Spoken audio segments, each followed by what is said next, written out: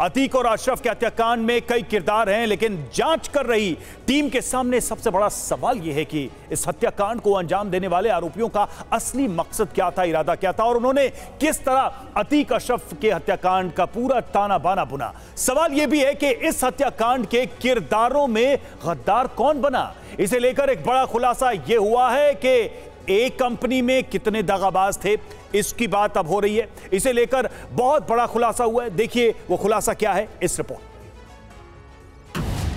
ए मतलब माफिया अतीक अहमद। एक कंपनी, कहानी गद्दार की। अतीक अशरफ हत्याकांड में सबसे चौंकाने वाला खुलासा क्या है? ऑपरेशन ए। अतीक अशरफ हत्याकांड की छानबीन में एक से बढ़कर एक हैरान कर देने वाले खुलासे हो रहे हैं। अतीक अशरफ हत्याकांड के एक हफ्ते बाद अब जो नया खुलासा हुआ है उसे सुनकर आप हैरान रह जाएंगे।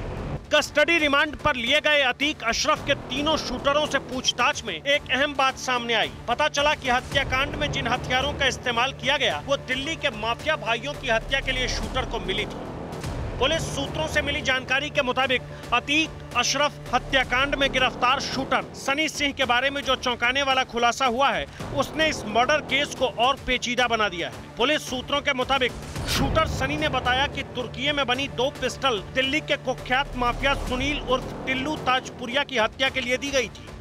हथियार टिल्लू के विरोधी जितेंद्र गोगी गैंग की ओर से मुहैया कराए गए थे, लेकिन सनी चकमा देकर वहां से भाग निकला था।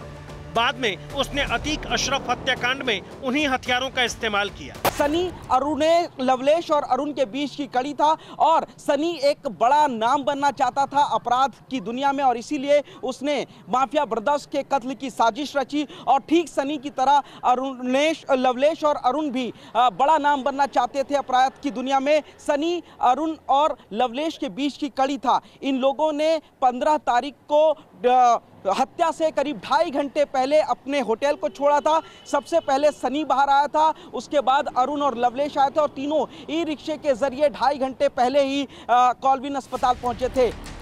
अतीक अशरफ हत्याकांड के तीनों आरोपियों से एसआईटी कड़ी पूछताछ कर रही है। एसआईटी की पूछताछ में आरोपी सनी ने कबूला कि दूसरे आरोपी अरुण से उसकी दिल्ली में मुलाकात हुई थी। अतीक अशरफ हत्याकांड के आरोपी अरुण ने पानीपत से लूट के मामले में जेल जाने और जमानत पर छूटने के बाद दिल्ली का रुख किया। उधर सनी जितेंद्र गोगी हत्याकांड के बाद भाग निकला था, लेकिन वो अरुण के संपर्क में बना रहा। पुलिस से मिली जानकारी के मुताबिक कुछ दिनों तक उसने एक परिचित की मदद से बांदा में फरारी काटी थी। उसी समय वो लवलेश के संपर्क में आया। फिर तीनों आरोपियों ने साथ मिलकर अतीक और अशरफ की हत्या कर दी।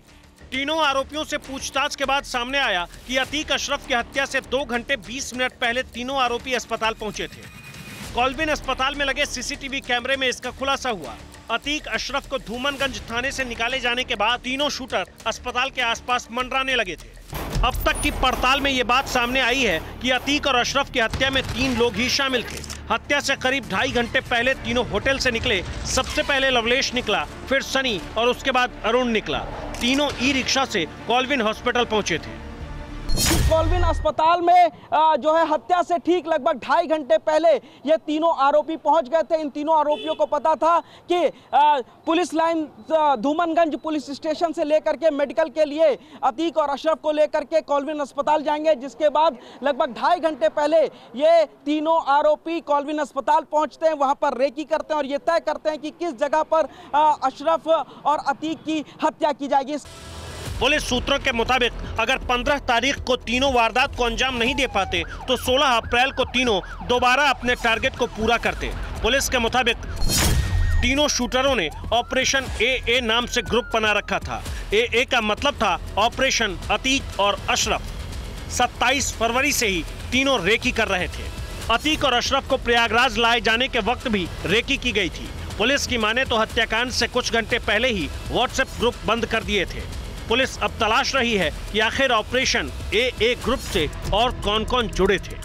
एक और पुलिस को जानकारी मिली है कि तीनों शूटर्स ने ए नाम से एक ग्रुप बना रखा था और इस ग्रुप का मतलब था अशरफ अतीक ग्रुप। और इस ग्रुप में ये लोग आपस में बात करते थे। ये भी बताया जाता है कि 2 लोग और इस ए ग्रुप से जुड़े हुए थे, जिसमें एक लोकल प्रयागराज का रहने वाला था, जबकि जो दूसरा ग्रुप मेंबर था वो प्रयागराज से बाहर का था।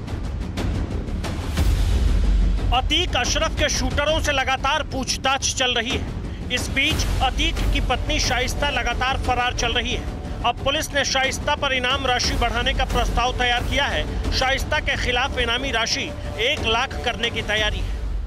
अतीक और अशरफ हत्याकांड में एक और बड़ा खुलासा हुआ है, जिसमें अतीक की फरार पत्नी शाइस्ता पर जो इनाम की राशि है उसको बढ़ा करके 50,000 से 1 लाख रुपए करने की पुलिस जो है वो लगातार तैयारी कर रही है। ये जो डॉन बेगम है वो अभी तक पुलिस के शिकंजे में नहीं आई है।